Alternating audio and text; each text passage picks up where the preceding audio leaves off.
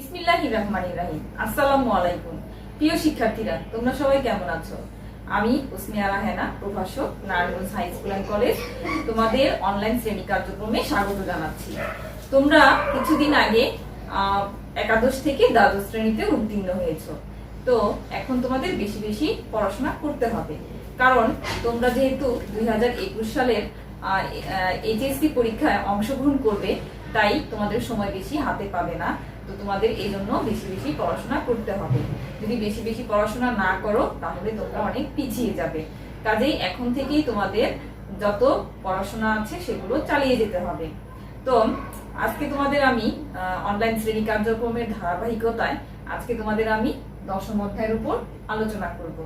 আমাদের দশম অধ্যায়ের আলোচনার বিষয় হচ্ছে লেআউট।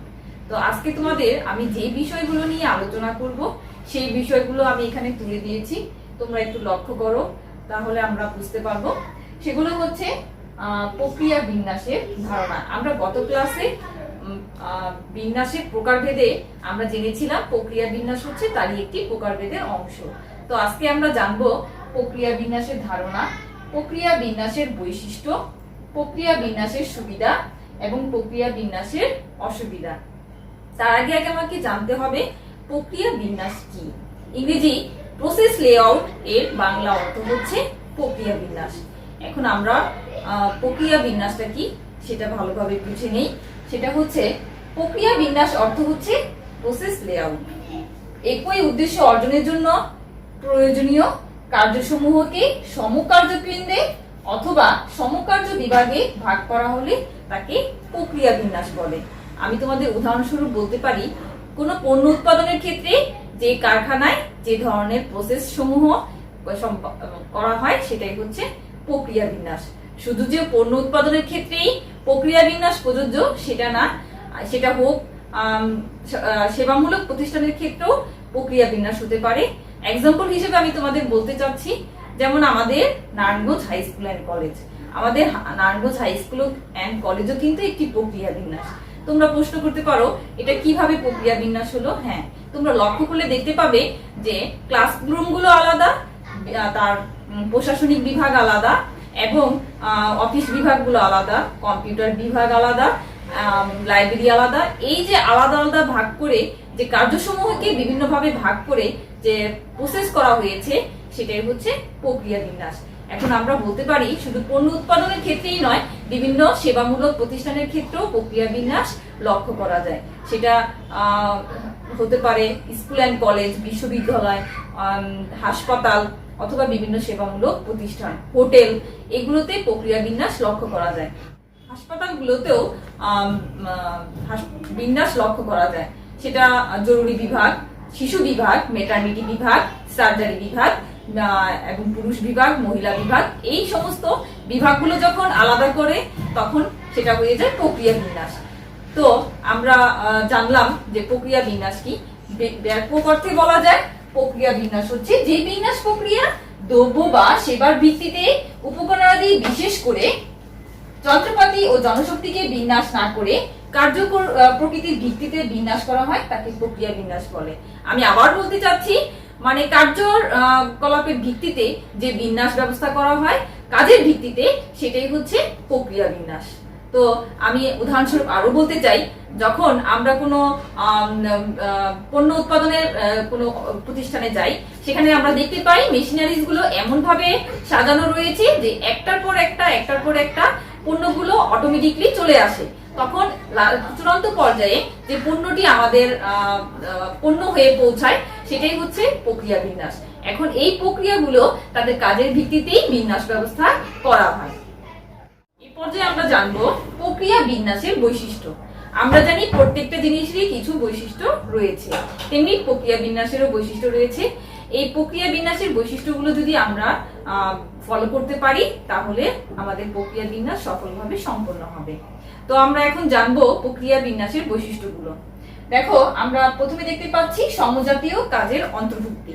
আমরা তখনই প্রক্রিয়া বিন্যাসটা অ্যাপ্লাই করব যখন আমাদের কাজের প্রকৃতিটা একই ধরনের থাকবে। তাহলে আমাদের প্রক্রিয়া বিন্যাস সফলভাবে সম্পন্ন হবে। কারণ একই ধরনের কাজের সাথে যদি সম্পর্ক না থাকে সেক্ষেত্রে প্রক্রিয়া বিন্যাস সফলভাবে সম্পন্ন করা যায় না।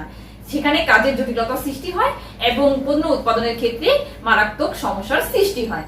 আমরা এই পর্যায়ে জানবো, তারপরে জানবো স্বল্প পরিমাণ উৎপাদনের প্রয়োগ। স্বল্প পরিমাণ পণ্য উৎপাদন প্রয়োগ বলতে বোঝাচ্ছে অল্প পরিমাণে যে ধরনের পণ্যগুলো উৎপাদন করা হয় সেখানে প্রক্রিয়া বিন্যাস করাটাই ভালো। কারণ দেখা যায় কিছু কিছু পণ্য অনিয়মিতভাবে উৎপাদন করা হয়, সেক্ষেত্রে প্রক্রিয়া বিন্যাস করাটাই উত্তম বা শ্রেয়।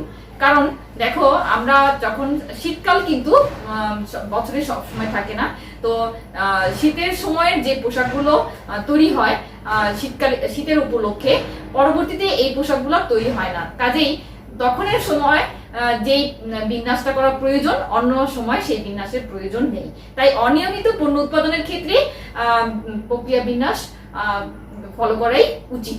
এরপর আমরা দেখি বিভিন্ন প্রকার পণ্য উৎপাদন। প্রক্রিয়া বিন্যাস বিভিন্ন প্রকার পণ্য উৎপাদনের ক্ষেত্রেও শ্রেয়। সেটা হতে পারে যে একই জাতীয় পণ্য যখন আমরা উৎপাদন করব, তো দেখা যায় সেখানে আমরা প্রক্রিয়া বিন্যাস আমরা অনুসরণ করতে পারি। যেমন মনে করি আমরা একটি কলম উৎপাদন করব, তো সেখানে যে প্রক্রিয়া বিন্যাস করা হয়, তো সেখানে আমরা সেই বিন্যাসের ক্ষেত্রে আমরা সেখানে কলম উৎপাদনের জায়গায় পেন্সিলও উৎপাদন করতে পারবো।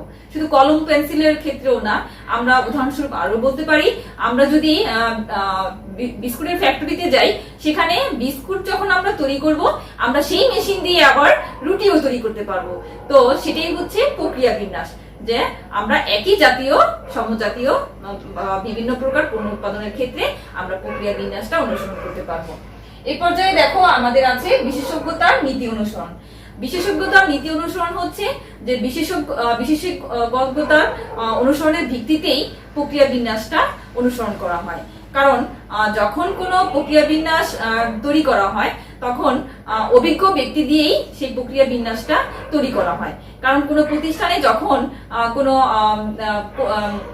নির্বাহী কর্মকর্তা কাজ করেন, তখন সে অভিজ্ঞ এবং দক্ষতার সাথেই তার কাজগুলো সম্পন্ন করে থাকে। সেক্ষেত্রে বিশেষজ্ঞতার নীতি অনুসরণ করেই প্রক্রিয়া বিন্যাস সম্পন্ন করা হয়। আমরা 5 নম্বর দেখতে পাচ্ছি সেবাধর্মী প্রতিষ্ঠানে ব্যবহার। বিভিন্ন সেবাধর্মী প্রতিষ্ঠানে প্রক্রিয়া বিন্যাস লক্ষ্য করা যায়, সেটা স্কুল, মাদ্রাসা, হাসপাতাল। তো আমরা উদাহরণস্বরূপ বলতে পারি, হাসপাতালে যেমন রোগীদের চিকিৎসা সেবা দেওয়া হয়, একই সাথে একই অপারেশন থিয়েটার রুমেও অপারেশন করা হচ্ছে এবং বিভিন্ন এক্সরে রুমে এক্সরেও সম্পূর্ণ করা হচ্ছে। সেক্ষেত্রে আমরা বলতে পারি যে সেবাধর্মী প্রতিষ্ঠানেও প্রক্রিয়া বিন্যাস ব্যবহার করা হয়। আমরা 6 নম্বর অংশে দেখতে পাচ্ছি আন্তঃসম্পর্কিত। আন্তঃসম্পর্কিত মানে মানে একে অপরের সাথে অন্তরঙ্গ সম্পর্ক যে সৃষ্টি করে, সেটাই হচ্ছে প্রক্রিয়া বিন্যাস। কারণ বিভিন্ন বিভাগ হওয়ার কারণে এক বিভাগ অন্য বিভাগের সাথে যে একটা সম্পর্কের সৃষ্টি হয়, যে সমন্বয়ের সৃষ্টি হয়, সেটা প্রক্রিয়া বিন্যাসের মাধ্যমে পরিলক্ষিত হয়। আমরা পরবর্তী অংশে দেখতে পাচ্ছি অধিক নমনীয়তা। অধিক নমনীয়তা হচ্ছে যে প্রক্রিয়া বিন্যাস অধিক নমনীয়, এটা যে কোনো সময় পরিবর্তন করা যায়। আমি এক সময় চাইলাম যে আমি আমার মেশিনারিজ গুলো একভাবে রেখে আমি আমার পণ্য উৎপাদন করব, আবার আমি চাইলাম যে আমি এটা কিছুটাকে পরিবর্তন করতে চাই, সেক্ষেত্রেও আমি সেটা পরিবর্তন করতে পারবো। এটাই হচ্ছে নমনীয়তা। তো প্রক্রিয়া বিন্যাসে নমনীয়তার বিষয়টিও লক্ষ্য করা যায়। আমরা পরবর্তী অংশে দেখতে পাচ্ছি জটিল বিন্যাস প্রক্রিয়া। এটা একটা জটিল বিন্যাস প্রক্রিয়া, কারণ দেখা যায় একই সময়ে অনেকগুলো বিভাগ পরিচালনা করার সময় অনেক জটিল আকার ধারণ করে। এক বিভাগ অন্য বিভাগের সাথে অনেক সময় সমন্বয় সাধন হয় না, যার কারণে জটিল সমস্যার সৃষ্টি হয়। তো আমরা আরো বলতে পারি যে প্রক্রিয়া বিন্যাস হচ্ছে এটি জটিল প্রক্রিয়া। তো আমরা এই সমস্ত বৈশিষ্ট্যগুলো যখন আমরা পরিলক্ষিত হবে, তখন আমরা বুঝতে পারবো যে আমার প্রক্রিয়া বিন্যাসে আমরা সফলভাবে সম্পূর্ণ করেছি। আর এই বিন্যাসগুলো যখন আমরা অনুসরণ করতে পারবো বা নীতি নির্ধারণ করে চলতে পারবো, তখন আমার প্রক্রিয়া বিন্যাস সফলভাবে সম্পন্ন হবে। আমরা এই পর্যায়ে জানবো প্রক্রিয়া বিন্যাসের সুবিধা। আমরা এর আগে জেনেছি প্রক্রিয়া বিন্যাস কি, প্রক্রিয়া বিন্যাসের বৈশিষ্ট্য। এখন প্রক্রিয়া বিন্যাসের সুবিধাগুলো আলোচনা করব। আমি দেখো তোমাদের বোর্ড এখানে বোর্ডে তুলে দিয়েছি। প্রক্রিয়া বিন্যাসের সুবিধাগুলো হচ্ছে স্বল্প বিনিয়োগ, বিশেষায়িত তত্ত্বাবধান, অধিক নমনীয়তা, সম্পদের সর্বোচ্চ ব্যবহার, স্বল্প উৎপাদনের প্রয়োগ, কর্মদক্ষতা অর্জন। এখন আমরা এই প্রত্যেকটা বিষয় সুচারুরূপে ভিতর থেকেই জেনে জানার চেষ্টা করব। দেখো, 1 নম্বরটা হচ্ছে স্বল্প বিনিয়োগ। স্বল্প বলতে বোঝাই যাচ্ছে যে অল্প পরিমাণ যেটা বিনিয়োগ সেটাই হচ্ছে স্বল্প বিনিয়োগ। এখন আমরা যখন প্রক্রিয়া বিন্যাস করব সেখানে অধিক পরিমাণে বিনিয়োগ না হলেও চলবে, সেখানে স্বল্প পরিমাণে বিনিয়োগ হলেই চলবে। কারণ প্রক্রিয়া বিন্যাসটা এরকম যে সেটা যে সবসময় চলমান থাকবে এরকম না, সেটা হতে পারে পর্যায়ক্রমিক, সেটাও হতে পারে।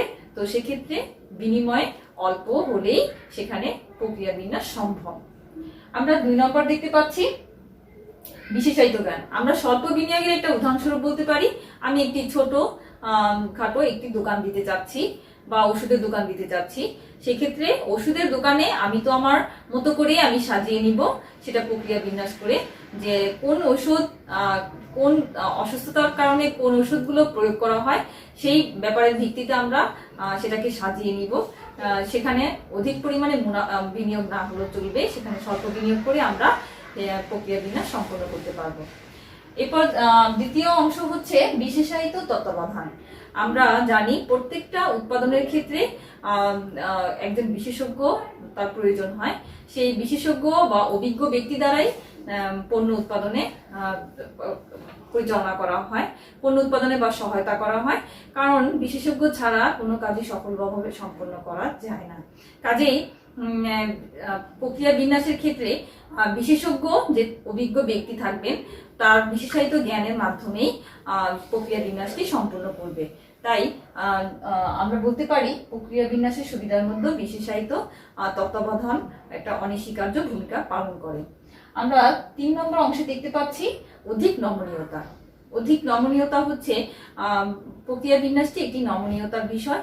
এটা নমনীয় কোনো কঠিন বিষয় না, এটা যে কোনো সময় পরিবর্তিত, এটা এক জায়গা থেকে অন্য জায়গায় স্থানান্তরিত বা এক গ্রুপ থেকে বা এক বিভাগ থেকে অন্য বিভাগে পরিচালনা করা যায়। তাই এই প্রক্রিয়াটি হচ্ছে একটি নমনীয়তা। 4 নম্বর অংশ হচ্ছে সম্পদের সর্বোচ্চ ব্যবহার। আমরা যখন কোনো পণ্য উৎপাদন করব সেক্ষেত্রে আমরা সম্পদের ব্যবহার করে থাকি। তো যখন আমরা প্রক্রিয়া বিন্যাস সম্পন্ন করব সেখানে পণ্যকে গুরুত্ব না দিয়ে উৎপাদনকেই গুরুত্ব দেওয়া হবে। তাই আমরা বলতে পারি প্রক্রিয়া বিন্যাসটি সম্পদের সর্বোচ্চ ব্যবহার নিশ্চিত করে। আমরা পরবর্তী অংশে দেখতে পাচ্ছি স্বল্প উৎপাদনে প্রয়োগ। আমরা যদি কোনো পণ্য অল্প পরিমাণে উৎপাদন করতে চাই সেক্ষেত্রেও আমরা প্রক্রিয়া বিন্যাস সম্পন্ন করতে পারবো। কারণ কিছু কিছু পণ্য আছে সেটা অধিক পরিমাণে না উৎপাদন করে স্বল্প পরিমাণে উৎপাদন করা হয়, সেক্ষেত্রে প্রক্রিয়া বিন্যাস সম্পন্ন করা সম্ভব হয়। আবার কিছু কিছু পণ্য আছে সেটা সবসময় উৎপাদন করা হয় না, সেটা বিরতি দিয়ে উৎপাদন করা হয়, সেক্ষেত্রেও প্রক্রিয়া বিন্যাস সম্পন্ন করা যায়। আমরা 6 নম্বর অংশে দেখতে পাচ্ছি কর্ম দক্ষতা অর্জন। কর্মদক্ষতা অর্জন যখন আমরা প্রক্রিয়া বিন্যাস সম্পন্ন করব সেখানে অনেক শ্রমিক, অনেক বিশেষজ্ঞ ব্যক্তি সেখানে কাজ করবে। কাজেই সেখানে একটা কর্মদক্ষতার বিষয় থাকে, কারণ তারা দক্ষ হয়েই সেই প্রক্রিয়া বিন্যাস সম্পন্ন করে। আর দেখা যায় যখন প্রক্রিয়া বিন্যাস সম্পন্ন করে তারা অটোমেটিকলি দক্ষতা অর্জন করে, তারা দক্ষ হয়ে ওঠে। কাজেই আমরা বলতে পারি যে এই সব বিষয়গুলোর কারণেই প্রক্রিয়া বিন্যাসের সুবিধা রয়েছে। আর আমরা যদি নিজেরা একজন সফল ব্যবসায়ী হতে চাই বা পণ্য উৎপাদন করতে চাই সেক্ষেত্রে আমাদের সুবিধাগুলো অবশ্যই আমরা বিবেচনা করব এবং সুবিধা বিবেচনা করেই আমরা সেই প্রক্রিয়া বিন্যাস সম্পন্ন করব। তবে আমরা সফল ব্যবসায়ী হতে পারবো, সফল উদ্যোক্তা হতে পারবো এবং সফল চাকরিজীবী হই। বা আমরা এই পর্যায়ে জানবো প্রক্রিয়া বিন্যাসের অসুবিধা। প্রক্রিয়া বিন্যাসে যেমন সুবিধা রয়েছে তার কিছু অসুবিধাও রয়েছে। তো আমরা অসুবিধাগুলো যদি লক্ষ্য করি তাহলে দেখতে পাই সেটা হচ্ছে অপচয় বৃদ্ধি, ধীরগতির প্রক্রিয়াকরণ, স্থান সংকট, অধিক তত্ত্বাবধান ব্যয়, সমন্বয় অসুবিধা, জটিল নিয়ন্ত্রণ ব্যবস্থা। তো এখন আমরা প্রথমে জানি অপচয় বৃদ্ধি। প্রক্রিয়া বিন্যাস অপচয় বৃদ্ধি করে। সেটা কি? যে যখন দেখা যায় যে অনেকগুলো বিভাগ পরিচালনা করার ক্ষেত্রে অনেক লোকের অনেক নির্বাহীর দরকার হয়, অনেক পরিচালকের দরকার হয়, সেক্ষেত্রে অনেক ব্যয় বৃদ্ধি পায়, সেক্ষেত্রে অপচয় বৃদ্ধি পায়। আমরা দ্বিতীয় অংশে দেখতে পাচ্ছি ধীরগতির প্রক্রিয়াকরণ। দেখা যায় অনেক সময় প্রক্রিয়া বিন্যাস সম্পন্ন করার জন্য পণ্য উৎপাদন থেকে শুরু করে এক প্রসেস থেকে অন্য প্রসেসে নেওয়ার সময় সেটা দূরবর্তী হওয়ার কারণে সময় এবং শ্রম দুটোই বেশি লাগে, যার কারণে এটি একটি ধীরগতির সম্পূর্ণ প্রক্রিয়া, ধীরগতির প্রক্রিয়া করণ বা ধীরগতির প্রক্রিয়া সম্পূর্ণকরণ। 3 নম্বর অংশ দেখতে পাচ্ছি স্থান সংকট। প্রক্রিয়া বিন্যাস একটি স্থান সংকট সৃষ্টি করে, কারণ দেখা যায় অনেক মেশিনারিজ রাখার কারণে স্থানের অপচয় হয়, সেক্ষেত্রে স্থানের সংকট দেখা দেয়।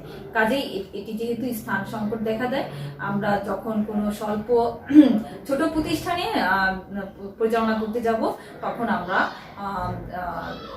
প্রক্রিয়া বিন্যাসটা আমাদের ফলো না করাই উচিত, সেক্ষেত্রে আমাদের অ্যাভয়েড করা উচিত। আমরা 4 নম্বর অংশে দেখতে পাচ্ছি অধিক তত্ত্বাবধান ব্যয়।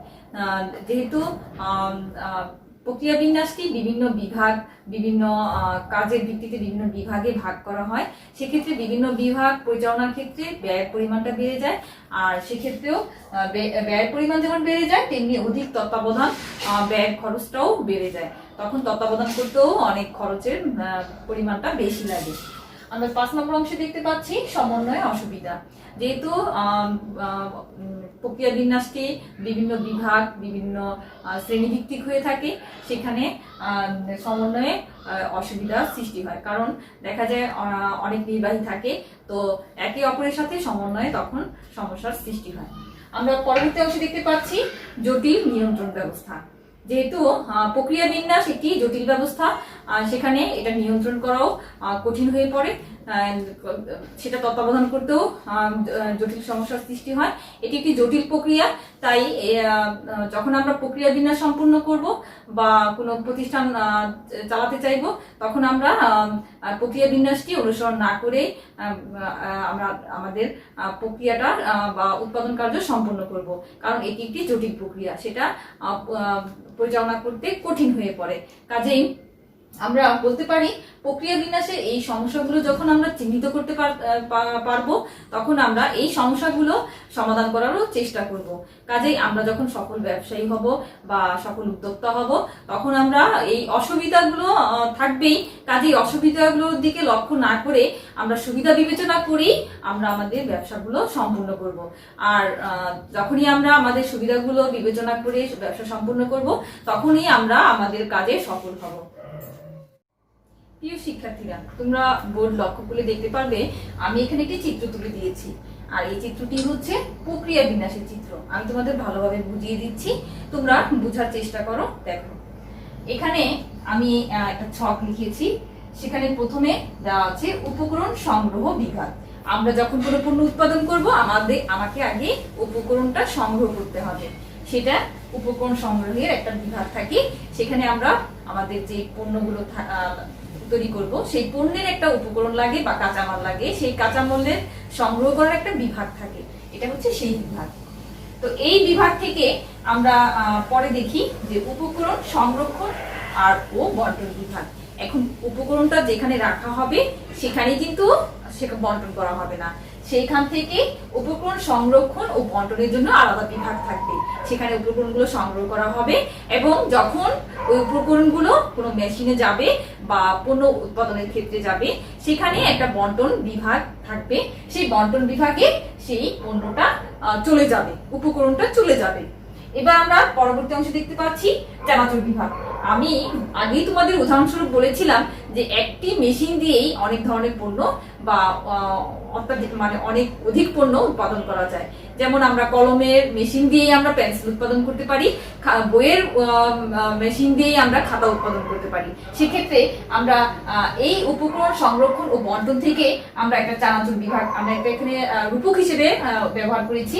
এখানে চানাচুর বিভাগ, আমরা এই মেশিন দিয়েই চানাচুর উৎপাদন করব, কেক উৎপাদন করব, পাউরুটি উৎপাদন করব, বিস্কুট উৎপাদন করব। কারণ একই মেশিন দিয়েই এই পণ্যগুলো উৎপাদন করা হয়। সেক্ষেত্রে আমরা প্রথমে যখন উপকরণ সংরক্ষণ করব, সংরক্ষণ থেকে আমরা বন্টনে চলে যাব এবং বন্টন থেকে সেই আমরা যেই পরিমাণ চানাচুর, যেই পরিমাণ বিস্কুট, যেই পরিমাণ কেক উৎপাদন করব, সেখানে আমি ওই বন্টনগুলো সম্পূর্ণ করব। সেখান থেকে দেখো আমরা বোর্ড লক্ষ্য করে দেখতে পাচ্ছি যে বন্টন বিভাগ থেকে চানাচুর বিভাগে চলে যাবে, যতটুকু আমি চানাচুর উৎপাদন করব ঠিক ততটুকুই চলে যাবে।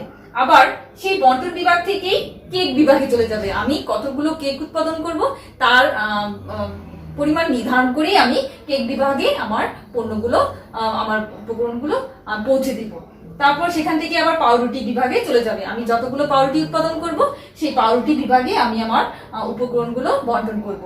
আবার সেই বিভাগ থেকে বিস্কুট বিভাগে চলে যাবে, আমি যতগুলো বিস্কুট উৎপাদন করব সেই বন্টন বিভাগ থেকে বিস্কুটে চলে যাবে। তাহলে আমরা দেখতে পাচ্ছি এই মেশিন দিয়েই আমি বিস্কুট উৎপাদন করছি, পাউরুটি উৎপাদন করছি, কেক উৎপাদন করছি, চানাচুর উৎপাদন করছি এবং এই বিভাগগুলো আলাদা করা হয়েছে। এখন সর্বপর্যায়ে আমরা এখানে কি এগুলো যখন আমার উৎপাদন করা হয়ে যাবে তখন আমরা মান নিয়ন্ত্রণ বিভাগে চলে যাব। মানে এই পণ্যগুলো আমার কতটুকু মানসম্মত হয়েছে সেই আমরা এর আগে তোমরা একাদশ শ্রেণীতে মান নিয়ন্ত্রণের একটা অধ্যায় ছিল, সেই অধ্যায়ে মানের বিষয় ছিল। সেই আমরা মানে আইএসও যে একটা সনদ বা এই সনদগুলো যখন পণ্য উৎপাদন করা হয় তখন এই সনদটা দেওয়া হয়, তখন এই মান নিয়ন্ত্রণ বিভাগে চলে যায় যে আমার পণ্যটা কতটুকু মানসম্মত হয়েছে, সেই মান নিয়ন্ত্রণ বিভাগে চলে যায়। যখন মান নিয়ন্ত্রণ ওকে হয়ে যায়, মানে মান সম্পূর্ণ নিয়ন্ত্রণ সম্পূর্ণ হয়, একটা সিল বা লোগো লাগিয়ে দেয়, তখন আমি আমার বুঝে নেব আমার পণ্যটা মানসম্মত হয়েছে। তখন সেই মান নিয়ন্ত্রণ বিভাগ থেকে প্যাকিং বিভাগে চলে যায়। আমরা কিন্তু আগেই পণ্যটাও প্যাকিং করি না, যখন মান নিয়ন্ত্রণের কাজটা শেষ হয় তারপর আমরা প্যাকিং বিভাগে চলে যাই, তারপর প্যাকেটিং হয়। তারপর সেই প্যাকেটিং বিভাগ থেকে তারপর সেই পণ্যটা বিক্রয় বিভাগে চলে যায়, যে এই এখন আমার পণ্যটা প্রস্তুত হয়েছে, বিক্রয়ের জন্য উপযোগী হয়েছে। তো আমরা এই চিত্র থেকে বুঝতে পারছি যে এই একটা বিভাগ থেকে আরেকটা বিভাগে যে চূড়ান্তভাবে বিক্রয়ের যে উপযোগী হয়, এটাই হচ্ছে একটা প্রক্রিয়া বিন্যাস। আমি আশা করব তোমরা এই চিত্র থেকে সহজেই বুঝতে পারবে যে প্রক্রিয়া বিন্যাসটা কি। তো আমি তোমাদের শেষে বলতে চাচ্ছি তোমরা এখন থেকে ভালোভাবে পড়াশোনা করবে, আর আমাদের বিগত বোর্ডগুলোতে যে প্রশ্নগুলো এসেছে সেগুলো ফলো করবে এবং বেশি বেশি করে পড়াশোনা করবে। যেহেতু আমরা ভেবে নিব আমরা এখন 2021 সালের এইচএসসি পরীক্ষার্থী, কাজেই আমাদের পড়াশোনার মানটা ওরকমই হতে হবে যে আমরা যাতে পরীক্ষায় ভালো ফলাফল করতে পারি। সবাই সুস্থ থাকো, বাড়িতে থাকো, নিরাপদে থাকো, ভালো থাকো। আল্লাহ হাফেজ।